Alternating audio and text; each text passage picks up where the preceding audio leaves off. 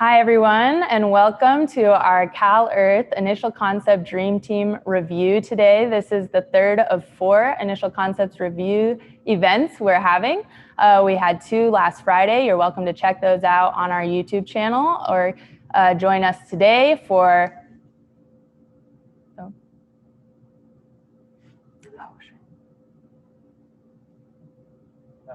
Sorry about that. Quick technical issue. Welcome, and we're excited to have you all today. We have our 2 events still on our channel, and we have 2 more today. So this is the first of today. We have 10 a.m. with CalEarth, and at noon today, we will be meeting with Conservation X Labs team. So to get started, we'll just do some brief introductions and then run through our agenda for today. My name is Magenta Strongheart. I'm head of design and partnerships at SupplyFrame's Design Lab. For those of you who are unfamiliar, SupplyFrame is the parent company of Hackaday, Tindy, and Design Lab. Design Lab is our 4,000 square foot design and fabrication facility right outside of Los Angeles, California. And we are so excited to have our Dream Team members here today. This is the first year we're doing the Dream Team initiative as part of our 2020 Hackaday Prize. We essentially recruited 3 innovators for each nonprofit partner, and today you're going to see what CalEarth team has been developing for our nonprofit. I'd like to introduce our panelists we'll have here today. We're so appreciative for their time and for their dedication in developing this challenge and in meeting with our Dream Team members. Without them, this would not be possible. We have Shifte Khalili, CFO and Executive Director of CalEarth Institute, Dastan Khalili, President of CalEarth Institute, Bridget Butler, Executive Director of CalEarth Institute, and Marco Cervantes, Technical Director of CalEarth Institute. The Hackaday Prize is our annual initiative to develop open source solutions. We are running the prize until August 31st. For those of you who don't know, please check it out on our Hackaday IO page. Today, we're going to have a 20-minute presentation by our Dream Team members, and then 20 minutes for discussion with our panelists. And lastly, we'll have a 10-minute audience participation opportunity. So please, if you're in the audience today, be sure to comment your questions below, and we'll be sure to include those in the discussion at the end of today. None of this would be possible without the amazing support of our sponsors, SupplyFrame, DigiKey, Microchip, and ARM. So huge thank you to them for supporting open source solutions and our nonprofit initiative this year. Without further ado, I'm going to pass it off to Giovanni, our product development engineer, who will be introducing our Dream Team members and the challenge we're discussing today. Thank you, Magenta. Hello, everyone. And we're here today for the abstract and concept review for the CalEarth Dream Team Challenge. The team includes Samira, she's based in Barcelona, Spain, Alex in Southern California, and Jason in France. So hi guys, it is great to see you here. The CalEarth Challenge asks the team to automate or mechanize parts of the building process in order to maximize efficiency without compromising the integrity of CalEarth's vision to ensure accessibility and affordability of their home building technology. So as you can see, just like with the other challenges, there is more than it meets the eye. There are some fundamental questions that our team has to ask regarding procedures, systems, etc. Together with the research, they have interviewed a lot of people and gained very interesting insights. So Dastan, Shifty, Bridget, Marco, thank you so much for your help, for your invaluable feedback during these first weeks of work, and for being here today. So today's meeting is about presenting the findings of the team's research and start discussing the first ideas. So now to you, CalEarth Dream Team. Hello, I'm going to share my screen.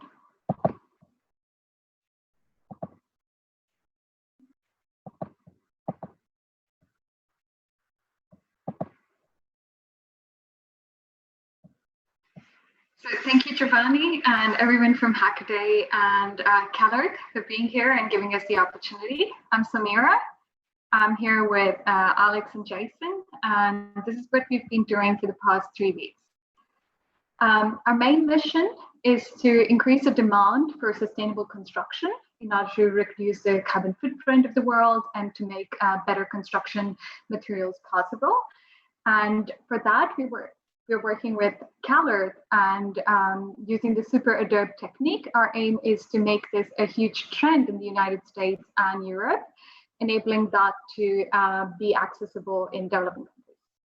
CalEarth does have a lot of different target groups. There is rapid refugee constructions in which the houses can be built in a day or less. And then there's low income or housing for communities with less resources. And then definitely there is premium and first world housing. And in this challenge, we are targeting the premium first world housing. And the reason for that, as I mentioned, is in order to make the trend. In the United States, currently, there's a huge trend for tiny houses, sustainable houses, and self-built for young homeowners who do not want to have a mortgage, who want to be independent and build their own house and have very tech-centered solutions. So we are targeting this. So a lot of Americans and Europeans out there do have CalEarth housing as a solution for their own housing. And our intention with that is to reduce the labor-intensive work and also to provide some low to high tech solutions in enabling that. And for this, in the past 2 weeks, we've interviewed a lot of people who are representatives of CalEarth in Europe, and they're a couple who are building their own house in the US, architect from Afghanistan to Airbnb host who built CalEarth houses in Mexico. We've had a lot of feedback from them. We've learned from their experiences. And from the collective learning of all of those interactions, we have narrowed down a few pain points which have been repetitive in this style of construction, which is the work is a bit labor intensive.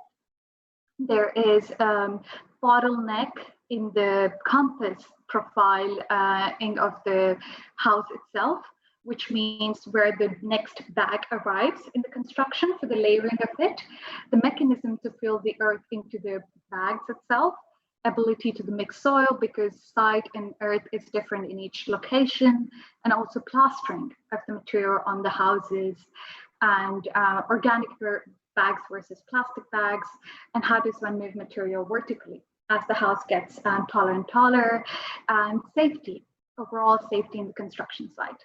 All of these have been repetitive pain points that were addressed. We as a team decided to research furthermore on 2 of the aspects, and we will be discussing those today. First of that is the compass, and second is mechanism to be able to fill the bags at different levels of the construction. And now Jason will continue. Hey, so the pain point I'm going to speak about is a mechanism for filling the Adobe bags.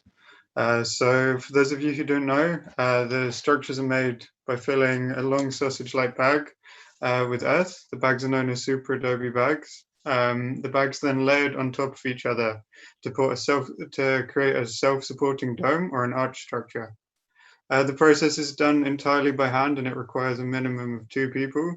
And at least one of the 2 people needs a medium to high skill level to be able to do this. Could I have the next slide, please? So we identified the specific bottleneck was filling the bags. So like the bags are held open manually by one person, and then a second person loads small buckets of earth into the bag. This process is repeated hundreds of times for each layer, and then stays the same from the bottom to the top, which means that these tasks have to be performed at ground level and also at height. Could I have the next slide? So the first solution we came up with is a mechanism for holding the bags open. It's like a handheld tool, and it allows you to funnel earth into the SuperAdobe bags. So you'd have the capacity to preload an entire layer's worth of SuperAdobe bag onto the tool and then pack earth in, and it can be held in one hand. We have a short video so it works like a Christmas tree netting machine. For those of you who aren't familiar, we have a video which explains how this works. So the bags will be loaded onto the tube and the earth will be funneled inside. like so. And then you could just repeat this process all the way around to create one layer.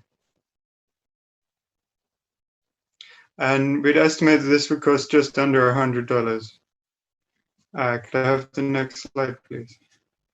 So the second development of this, which is a slightly more high-tech version, the previous version is no tech, no electrical parts or anything. This version is slightly more high-tech, and it's mechanizing the same system. So you still have the funnel, which you could preload the bag onto. Yeah, that's perfect. So you still have the tube mechanism and the netting mechanism for loading the bag onto, but this time the earth would be automatically fed into the tube. So the main difference is it's loaded from above, and you could also use it to mix the earth. So this addresses the additional problem of mixing the earth and regulating the humidity level of the soil by consistently loading equal buckets of earth and water into the hopper. And this would be roughly $350 to $400 to produce. That's all. So I'd like to hand over to Alex. Your microphone is muted, Alex. And I'm back. Sorry about that. So one additional interesting pain point that we found while interviewing both CalEarth and end users who had built these structures is that a surprising bottleneck in the construction process is actually the compass mechanism itself used to map out exactly where bags get laid. So under normal circumstances, in the most basic low-tech construction methodology, a system of ropes or chains is used to trigonometrically identify where the next layer is supposed to be positioned so that the bag doesn't overhang too much or overhang too little. And as you build up the structure, the proper mathematical profile is followed. So advantageously, chains and ropes are relatively easy to come by. Disadvantageously, this actually requires a fair amount of sort of mental energy to operate, which, obviously over the course of a long day of construction can certainly get in short supply. And it works out to be the case that usually there's one person handling this task, and especially in cases where there are lots of other builders doing the more manual labor, that one person's mind share can sort of become a bottleneck where other crew members are waiting on that person to calculate out and position the next bag and that sort of thing.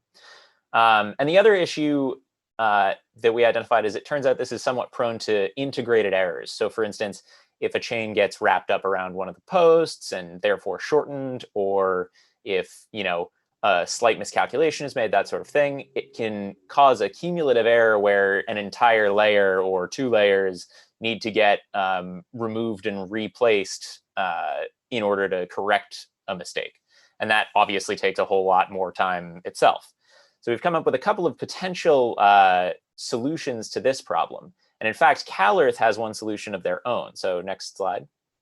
The solution that CalEarth has come up with to fix this in certain constructions is what they call the sail methodology. So effectively, it's a big metal or wooden, I think based on size, typically metal structure that effectively creates a template of the dome's cross-section.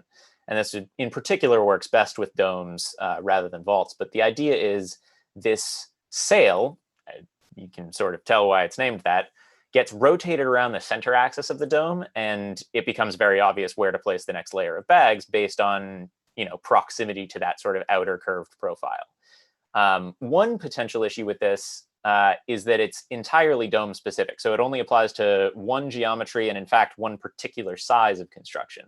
So it's not quite as versatile as the compass, for instance, which, one chain and you can calculate any dome that you like.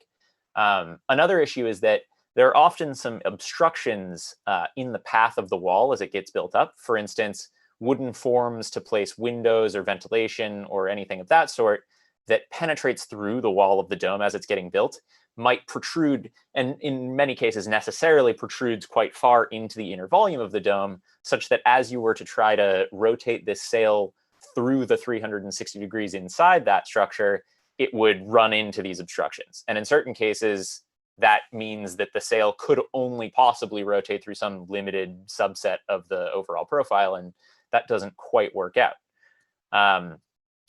We've identified one potentially high-tech solution to solve this problem, which is, next slide, please. We call this the Lidar compass. So this is effectively the medium or high-tech version of our solution.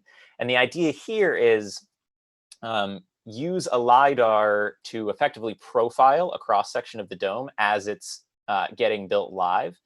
And for those unfamiliar with how Lidar works, effectively a laser tape measure spins in a circle and measures the distance from the center of that to the thing that it sees in its way in a continuous sweep.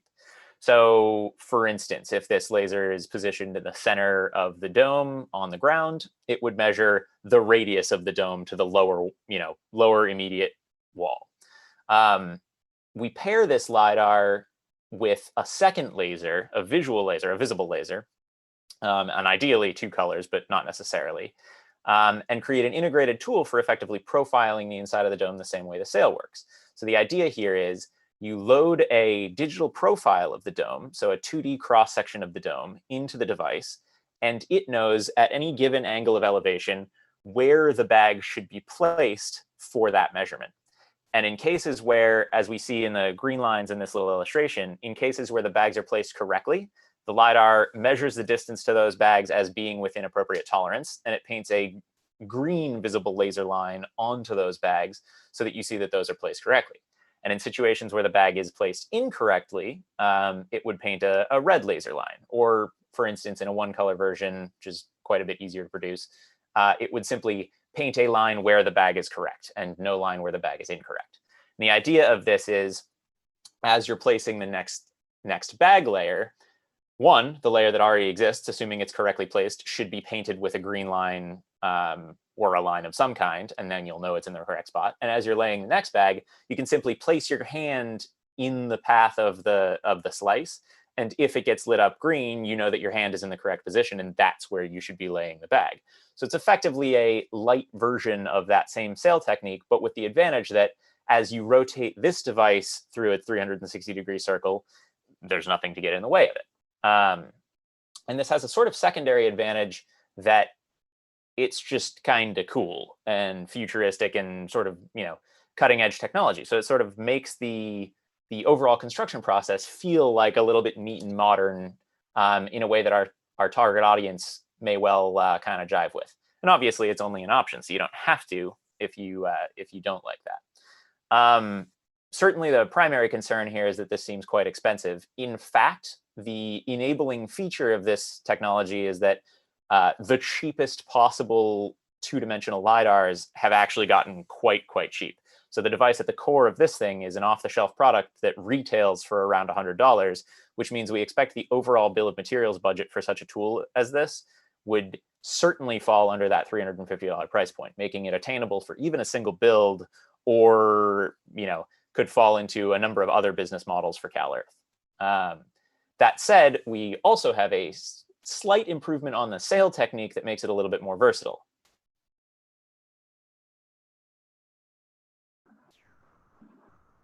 Thank you, Alex, for sharing that. As Alex said, yeah, this is somewhat similar to the system that CalEarth already has. It does stand at the center of the site, the construction site, having the pole fixed at the radius of the dome, and this horizontal member being the one that indicates where, at what distance should be the next bag arriving. And the idea is this point of junction is a very interesting clamp that's custom made, and that's something that you could press fit and release in order to move the member upwards vertically, and also enable it to rotate. And it doesn't have that profile, which was initially obstructing the different windows, spaces, and other elements that were present on site. And this one member is something that we are intending to be used on the site. And here you can see some of the prototypes that we have made. Here we've used some traditional PVC pipe joints that are available in the market to just prototype this. Here we've used bamboo, so we reduce the plastic used in the prototyping phase, but ideally we want to use PVC for the construction site. The reason being that a home builder can use the PVC pipe initially and later use that in their own plumbing of the toilets. So the use of the pipes in the construction phase doesn't create large carbon footprint. And this one is just, it rotates on the axis where it is attached, and the builders have the flexibility to move it to the point where they have to measure the next bag location. And post that, we are prototyping some press fit custom, let's say, jointry details, which enable us. And ideally, what will be happening is when our custom mold is made, that the horizontal member could be supplied both ways. So you can have a different length. As the construction starts, you have a much longer horizontal member, and you can push it inwards, inwards, inwards as it goes. So just with 2 members, you're able to do the whole site measurement, and it's very easy. And you can see one of the scale of the prototype in the background as well. So that's one of the low-cost solutions. This is a basic timeline for the project. And we're here right now presenting to you and sharing what research we've done till date. And later we will be conceptualizing topics that interested the nonprofit today and leading them to more prototyping phase and henceforth. And something that we envision CalEarth to get out of this research from us is to have an Amazon or self-store that they have like on their website, where they do provide solutions to people.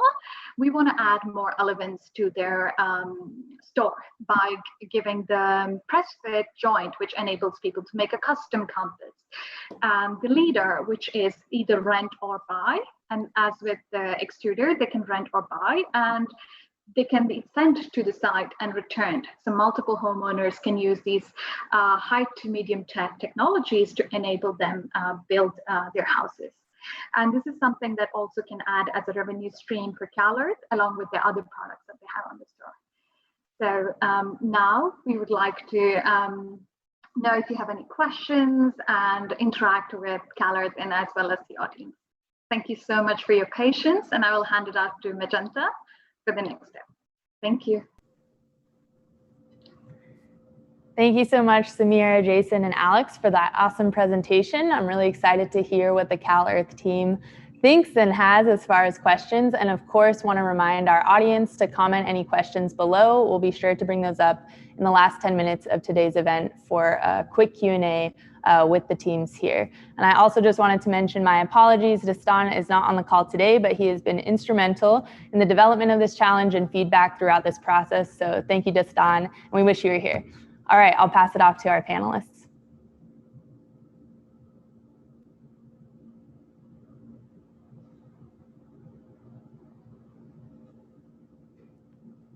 I believe Marco, can you unmute? There you go. Awesome. Sorry about that. All good. Very impressive presentation. Good job. Really well thought out. I thought it was really good how you all broke it down. I thought the pain point was really, you hit the nail on the head with, you know, the bottleneck in the building process being in the compass stage. That's something definitely looked like you addressed. And I'm glad you interviewed Davide, by the way, a really good friend of ours, really amazing builder. So I'm pleased to know that you got a lot of insight from Davide, and it seems like it showed here in the presentation. Just a couple things. I wanted to talk about the mechanism fill bag. Jason, I thought that earth funnel was really a great idea. We've done that before, not the way you presented it. We've done really basic versions of that with just a tube, but we've really never standardized it in a way that you all showed it. So I think that's something that we can really implement. And I think this goes kind of across the board. I think all of these ideas, I think they can work. It's just a matter of maybe getting a little bit, diving deeper into the details and seeing how we can actually make it happen. But the earth funnel is a great idea. I thought the handle was great. one of the issues we've had with previous models is using that tube is that the hands get really tired because you're just gripping the bag rather than a handle that you introduced. So really good job with that. Now the earth extruder, wow, I'd really like to see that in action. I like the idea that it's mechanized. I like the idea that there's really a machine in that process that's pushing the earth in the bag. So I think that could work. I don't know if it's for this meeting or another meeting, but I like to see sort of how heavy that extruder would be. Maybe we can add a harness to that, right, to decrease the kind of the load that a person would be bearing if they were to use that material. And just really how it works, like a demo, right, like an animation or something like that. Because if that does get heavy when you load it in the hopper, sort of how would you balance that when you're on the dome or at certain elevations? So I'm curious to see that, but the earth extruder I think is a really good idea, honestly. And I think that kind of is with the spirit of what we're trying to do with, using certain mechanization in the building. So good job with that. The compass. Thank you. Yeah, Jason, good job. Compass, the Lidar. I'm in love with the Lidar, Alex. I really like that. I do have a question with it. You know how with the sail compass, anytime there's an obstruction, the sail compass typically gets, interfered with. And I know that if you were to put a bag out of position, the Lidar would detect that. But what if there's like a form that's too far in? How would the Lidar detect that, right? Because I'm curious what you mean by a form that's too far in. So the thing that had occurred to me as far as a potential pain point for the Lidar idea is that if the form extends in so far that it effectively obstructs the bag next to it from line of sight to the compass, that would be a potential issue that might require working around where like you're not quite sure if the bag past the form is in the way. Although it seems to me like that's probably a problem for the standard chain compass as well. Could you elaborate a little bit more what you mean by if the form is in the right position? Sure. So I saw that diagram where you showed that if a bag was too far in, the Lidar would sort of detect that, right? Well, in the building, there would be things that would be coming in quite a bit, like a form, like a door form, like a window form. And how would the Lidar distinguish that from a bag? How would that? You know what I'm saying? So assuming the Lidar scans a section of geometry, for instance, that doesn't match the actual profile, for instance, it would detect a form in the way that it doesn't know about the geometry of by simply saying, that's an out of position element. Yeah. I don't know why that's there. And in, for instance, the single laser version where it's only painting a pass line and not a fail line, in that case, it actually simply wouldn't light up that section of geometry. So for instance, you would not see any line on the form. And then as soon as it passed the form and got back up to bags, you would see, a pass line on the bags or something of that nature. One possibility that this physical hardware allows that would be a fair bit of extra software development to enable, but entirely reasonable is given an automatic rotation stage. So I'd envisioned this as sort of a single cross section where you either with a handle or maybe like a little remote control or something like that, you can rotate the compass to the angle that you're actually working on. Because obviously the same way that you move the sail to pick like this angle of wall that I'm currently placing, you'd have to do the same thing with the Lidar compass. So I had envisioned doing that somewhat manually, but if it's automated and if the compass knows the rotation angle that it's at all times, you could perfectly reasonably load a three-dimensional geometry into the device and, for instance, include geometry such as forms. So if you can well define in CAD what the form looks like for a door or something like that, you could in fact use the effectively profilometer here to validate placement of even those elements. Or for instance, inbuilt furniture if you're designing a bed or a couch or something like that into the geometry of the house. All of those things are enabled by this hardware.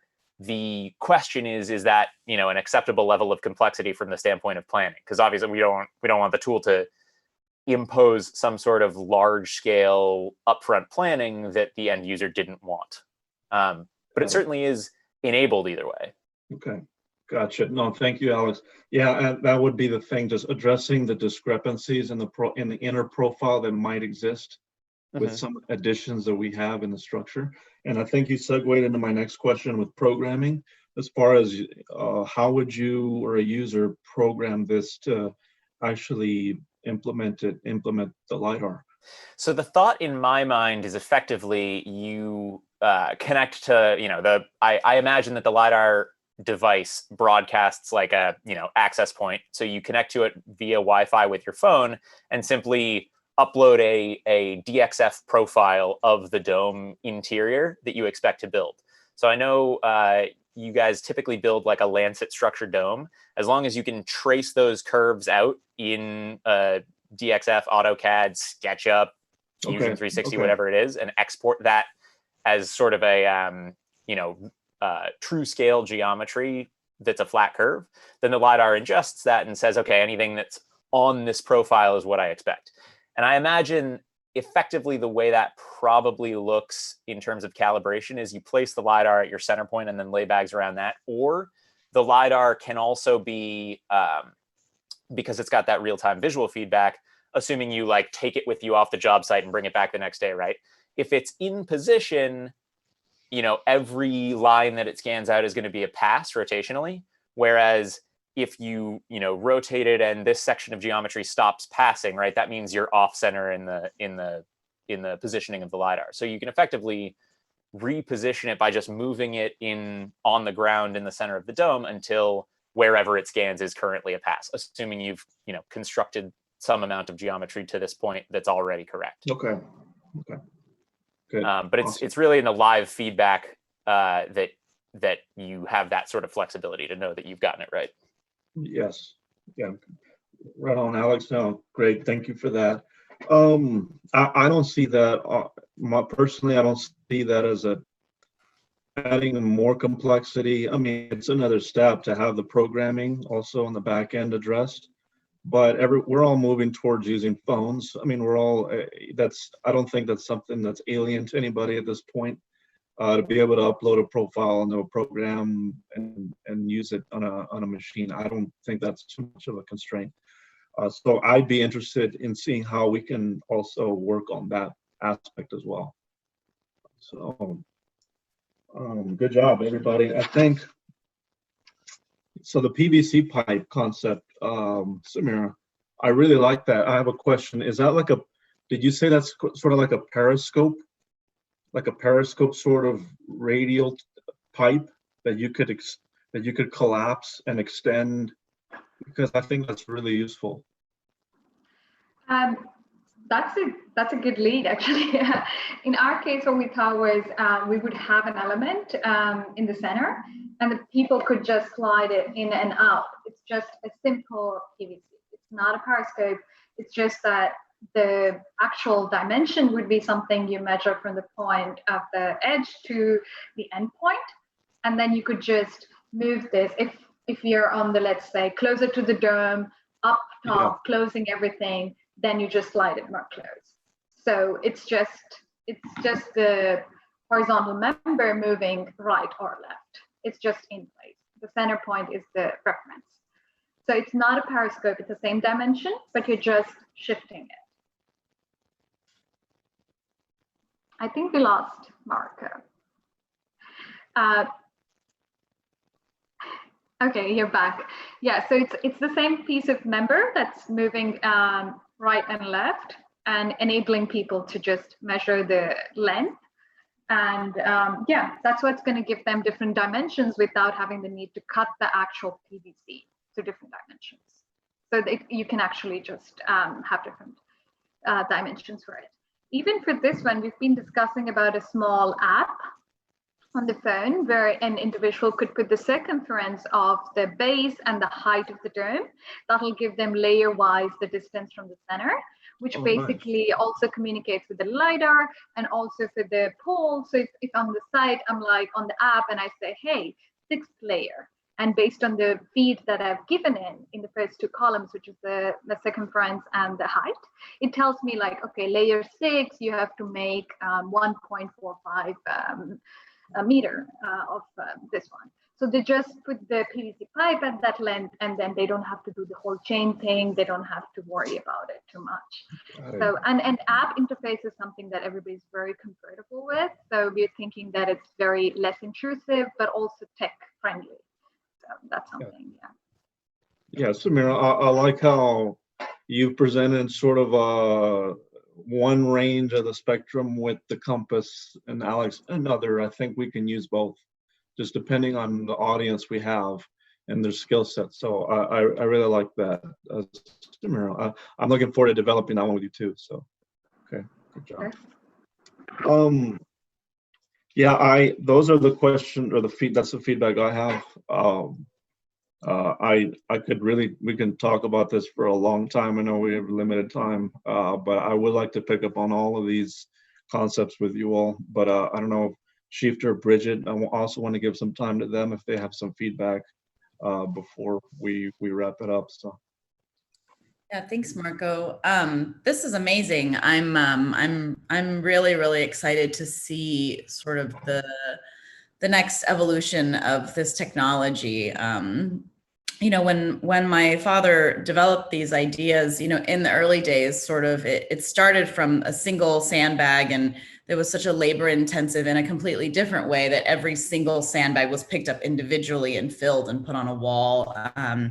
And then we shifted to using small coffee cans of soil, right? And so now this idea of being able to, I feel like it's about accuracy, the accessibility of accuracy, which is a new kind of concept for us, which is that if you don't, you know, necessarily have the technical skill and you're losing in accuracy, then there's a kind of, it makes the building technology not as valuable, right? If you're not able to do it accurately. I did have a question about about that technical, the laser compass system, which is that, so when we build, we do a lot of like multi-dome buildings, right? It's very rarely a single dome. I mean, it's sometimes a single dome, but it's a multi-dome. And, you know, it's not really like you build one dome at a time. You build a layer all the way across. And so kind of how do you account for that room to room, the movement from space to space? Or is it really that if you have one big center dome, but that's the only one you would really use the laser for, and then on the other spaces you would use the low tech, the chain compass or the sail compass? Because even the thing that you said about taking it with you and bringing it back, right? Like moving it from space to space. I'm just thinking about, I know we're talking about really high tech, but even an owner builder, you know, might build a 7 or 8 dome complex for themselves. And so they do need to know about kind of, can you program multiple different spaces and that kind of pull from the programming, something like that? Yeah, honestly, one of the things that I think is most interesting to me and why I'm like pretty hot on building this thing and prototyping with it is that I think it's really flexible in terms of allowing exactly the level of complexity and level of precision that you're interested in. So what I envision being the most accessible and easy option is the load a single 2-dimensional cross-section profile into it, and it'll tell you whether you've hit that cross-section. Certainly that's useful across multiple domes. For instance, imagine I have dome base here.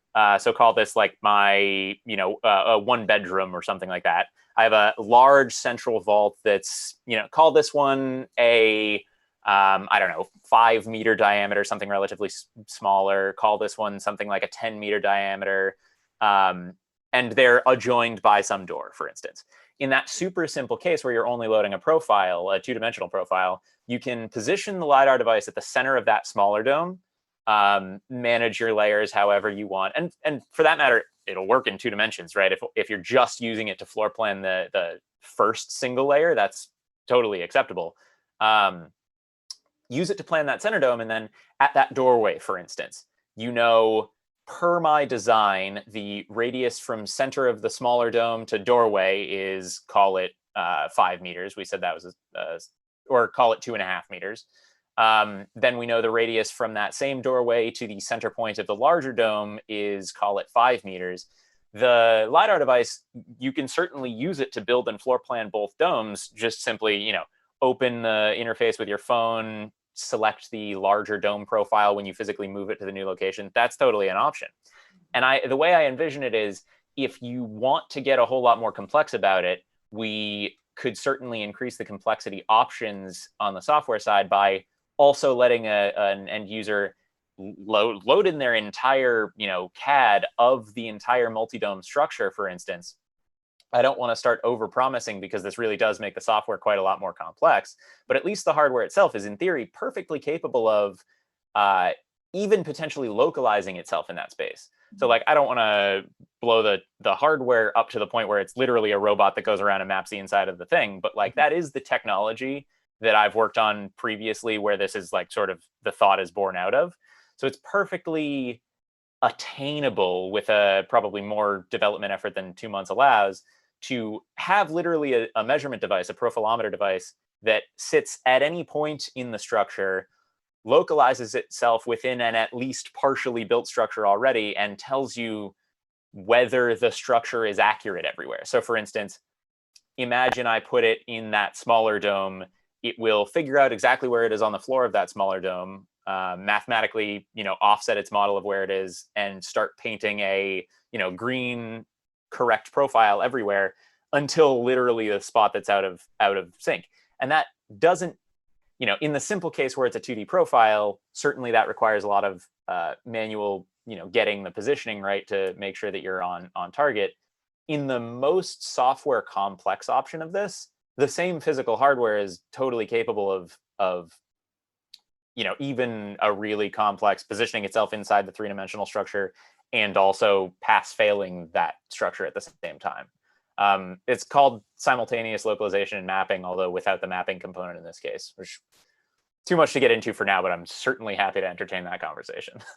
No, that's really helpful. I mean, I think that's sort of, even if you think of, if it's like 7 zones of the house and some are sort of the same, that as long as you could somehow preload which location you were in. That was my question, is that sort of a standard person, say it was our EcoDome blueprint, could they purchase that plus this device that's been preloaded with all the zones that are in that blueprint, and then they could just, based on, sort of a simple ABCDE system, figure out which location.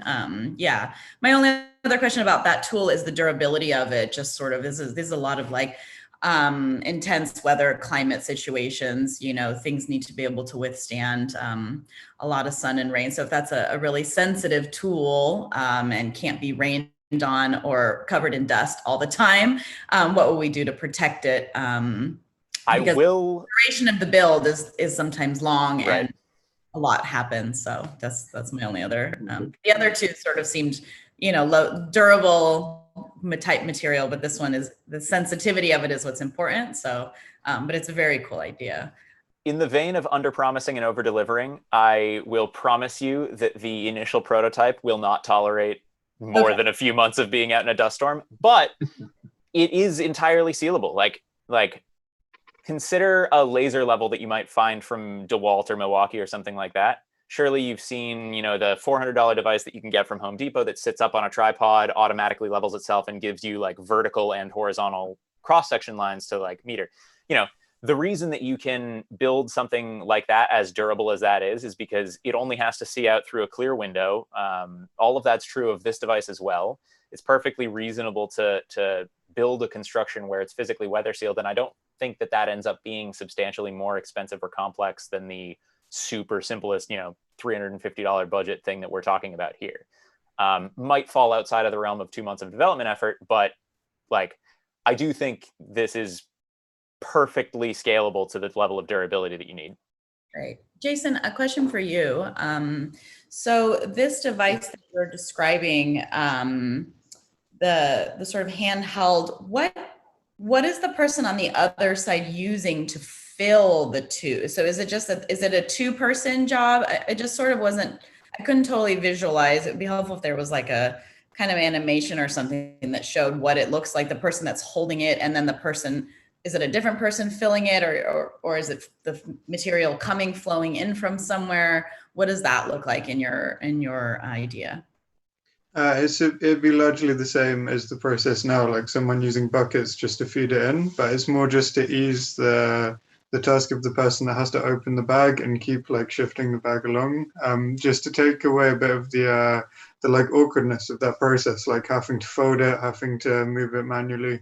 So it'd still be a two-person process. It doesn't assist in any way with moving the material from the ground. It would still be like the coffee bucket system, but it's literally just to hold the bag open.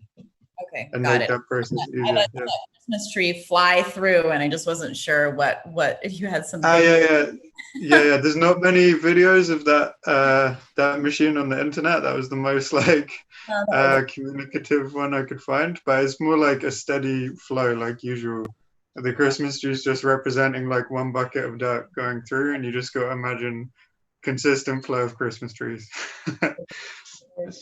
And then Samira, I had a question for you as well. So in this I'm going to use the periscope. I think that helped me visualize what Marco was saying, is that, you need to be able to increase and decrease the distance at each layer. And you're saying maybe there's an app that tells you at level number 17, this should be the distance. But it just, I guess I'm wondering, like, in the sail or in the chain compass system, there's a little bit more nuance, the way that like the curvature happens versus, I was just sort of imagining if it's sort of stick, do you lose the curve, kind of what is there a way to like angle that piece in the edge so that it keeps like the smoothness of the edge line?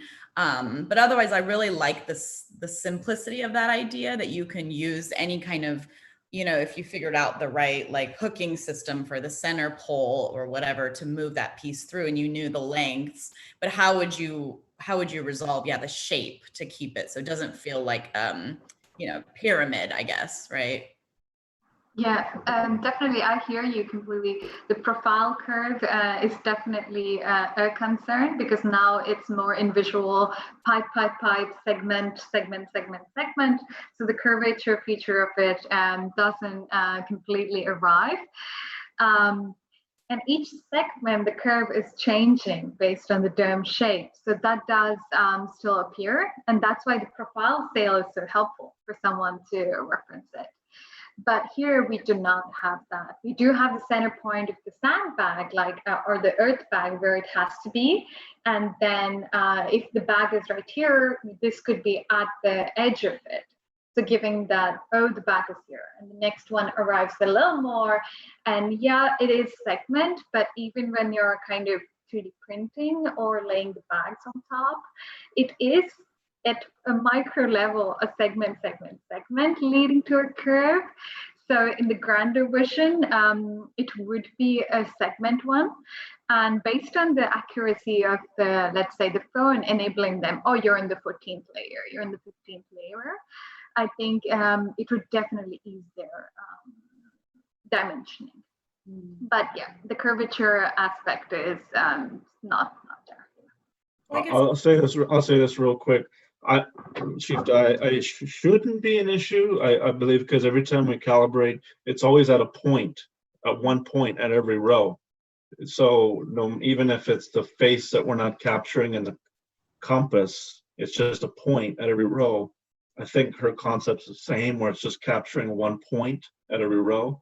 So it still ends up being the same, I think. But I think we're out of time, but maybe Samira, we can talk about this offline, but my question would be, there's going to be a lot of decimals when you cut the length of every radius pole. It's going to be a lot of decimals. So how do you measure and cut that in a way that's easy for people to do? It's people who don't have carpentry skills, measurement skills. Is there something that can do that for them? I think would be something to think about too. So yeah, definitely, we'll take it back to the drawing board and think about that. Definitely, yeah. One other thought I just had about Samira's idea is that, it doesn't have to be a replacement tool. It could be a really nice complementary tool to the chain compass. That something we've used in the past is sometimes we'll affix like a pole at the center, and then, sort of just so that you don't have to keep checking the compass, it sort of allows you to more simply manage it. So this is a really interesting, it could be a complementary tool that is very simple to utilize, right? The piece that moves every layer could be really simple to set up and use with the chain compass. So I think there's definitely something there. I look forward to hearing more about that. Definitely. Well, I just wanted to say that I don't have too much to add to Marco and Shifa's comments. I would like to echo, though, the excitement that they both shared, and well done to Alex, Samira, and Jason. Thank you very much. I'm looking forward to seeing the development of the prototypes, and so will our greater CalEarth community, to be sure. I did have just one comment for Jason in terms of the Earth shoot. I didn't hear that you interviewed Lisa Starr from Bonita Domes. She is a strong voice in our community, an owner builder, and I have her contact information. I do know on her build that they did use a chute, as Marco mentioned. It's something that we've done before without a handle. But if my memory serves me correctly, Lisa Starr actually did use a handle with their chute on their build. And I know that she said there were some difficulties. And so you may want to speak to her about that as you further develop the prototype. And then I had one other question for Alex. I'm just assuming that the Lidar laser will work for the foundation rings below grade. Yeah, so effectively the Lidar will work for any point above it, certainly, and probably a substantial number of points below it. I mean, this is one of the things where we'll have to get into prototyping to decide exactly what's most useful or not. But effectively, the Lidar definitely can see anything above it and profile that way. So the only thing to keep track of is that the Lidar is at a fixed height relative to the base ring. So when you set those base rings, you dig out effectively a pit and place those base rings under the ambient level of ground, but above the floor level of the interior of the dome, correct? Yes. Yeah, so as long as the Lidar is positioned on the floor of the dome, you're good to go. Okay. And certainly it could be made to be other than that if for some reason it's necessary. Good to know. All right, I'm sorry. I'm going to have to interrupt the discussion there and get to the comments from our live audience. But thank you so much to the CalEarth team for their insight and feedback. And it sounds like there's lots to be discussed in the coming weeks. So we're excited to see how all this develops. All right, we got some great questions in the comment section, and I see Alex even started to answer some. So we've gotten ahead of us here. But let's get started. How effective is a single unit, or would two increase precision? I'm wondering if do you guys know what they're referring to there? Let me see. Couldn't quite tell if they were referring to the Lidar or the pipe compass, or yeah. The more the merrier, frankly. I'm happy to answer that positively for all of the devices we've discussed. Buy more of them from CalEarth. All right, and next question was, which solution would be more adept at handling retrofits to the building? For example, if they want to make any extensions, would the Lidar be better since it would be programmable? For my part, I don't know that I have strong feelings about this one way or the other. The usefulness of all of those profiling tools, both the sail, the pipe sail, the Lidar compass, the point is really to get bags in a vaulted construction in the right positions. As far as retrofitting is concerned, I'm not sure how necessary that is unless, for instance, you plan on building an additional dome onto the exterior doorway of a present dome or that sort of thing, which I can certainly envision. But I don't think it makes a huge difference either way. And in reality, in that case where you were building a second dome on an existing entryway,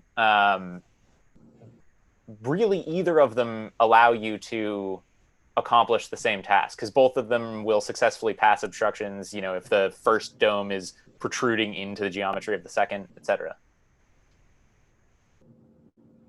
All right, thank you, Alex.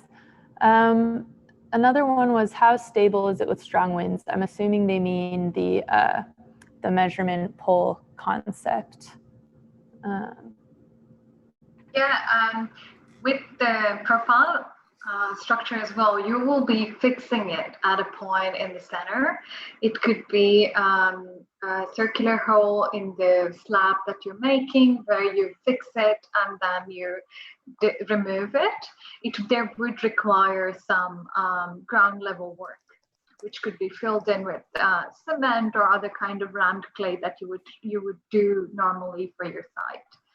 So that should be needed in every room. Let's say if you have a multi-dome structure, and then you would, since the PVC is a low-cost one, you would have different central poles put in the time of the foundation itself.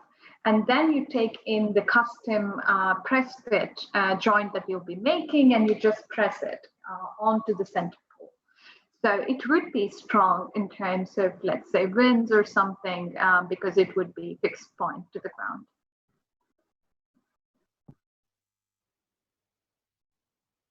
Hope that answers the question.